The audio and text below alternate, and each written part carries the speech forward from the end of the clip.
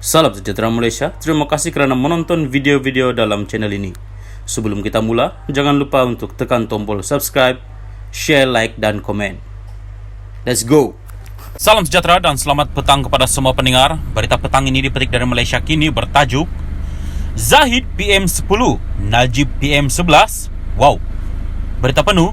Semalam, sebuah parti BN dikatakan berazam untuk membebaskan bekas Perdana Menteri Najib Razak daripada pemenjaraan.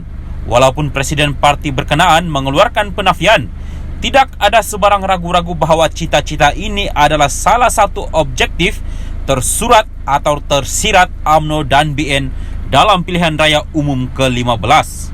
Di Singapura, pihak berkuasa mengambil tindakan terhadap bekas timbalan Ketua Pegawai Eksekutif CEO BSI Bank Ltd Cawangan Singapura BSIS atas peranannya menyebabkan kegagalan bank tersebut melaporkan transaksi meragukan berkaitan 1MDB. Raj Sriram, bekas pengurusi cabang perbankan peribadi BSIS, diberikan amaran bersyarat 24 bulan oleh Jabatan Hal Ehwal Commercial Police Singapura dan perintah larangan PO selama 10 tahun dari Monetary Authority of Singapore MAS. BSIS yang Sriram merupakan timbalan CEO dan Ketua Perbankan Pribadi merupakan salah satu saluran utama dana tercemar dari 1MDB, kata Timbalan Pengarah Urusan Pengawasan Kewangan MAS Ho Hearn Shin. MAS menarik semula lesen BSIS pada bulan Mei 2016 kerana pelanggaran syarat-syarat anti pengubahan wang haram, pendanaan keganasan yang serius dan berulang. Sekurang-kurangnya 10 negara telah mengambil tindakan terhadap skandal 1MDB. Tapi penting diingatkan, tiada pemimpin UMNO atau parti-parti lain BN pernah mengutuk skandal 1MDB, sama ada sekarang atau dalam dekad yang lepas. Sementara salah satu cita-cita tersurat atau tersirat UMNO dan BN dalam PRU15 adalah untuk membebaskan Najib Razak dan protagonis lain dalam skandal 1MDB daripada liability jenayah mereka.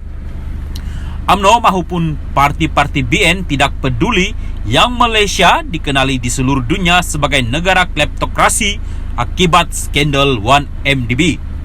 Persoalan penting yang mesti ditanyakan rakyat Malaysia, adakah PRU15 ini satu usaha untuk membebaskan Najib atau membebaskan rakyat daripada kemiskinan, eksploitasi, ketidaksamaan dan ketidakadilan, dan meletakkan Malaysia sebagai negara majmuk yang hebat dan bertaraf dunia? PRU15 akan menentukan siapakah Perdana Menteri ke-10.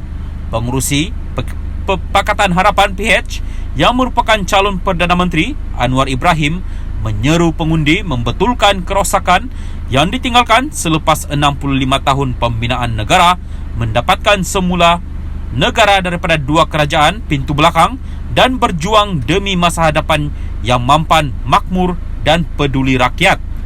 Perdana Menteri Ismail Sabri tidak bercakap benar apabila dia mendakwa dalam siaran langsungnya semalam bahawa negara kita diiktiraf yang terbaik di Asia Tenggara dalam menguruskan pandemik COVID-19. Bagaimanakah dia boleh membuat dakwaan sebegini sedangkan kita mencatatkan kadar kematian per sejuta penduduk yang paling tinggi dalam kalangan negara ASEAN?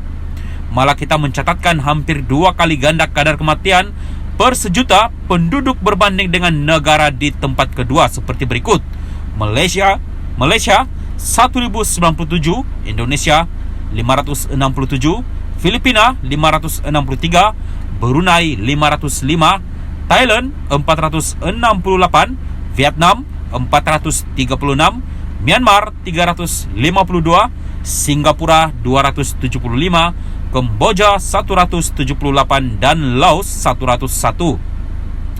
Undilah BN jika adakah Malaysia akan mendapat Presiden UMNO Ahmad Zahid Hamidi sebagai Perdana Menteri ke-10? Adakah Najib Razak akan kembali sebagai Perdana Menteri ke-11?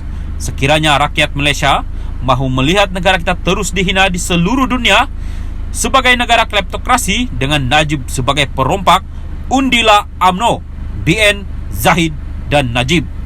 Sekiranya kita mahu Malaysia untuk kembali kepada prinsip dan dasar asas pembinaan negara-negara di sabotaj langkah Sheraton yang menumbangkan kerajaan yang dipilih secara demokratik dan sah dan kemudian membawa masuk dua kerajaan pintu belakang, Undila PH dan Anwar sebagai Perdana Menteri ke-10.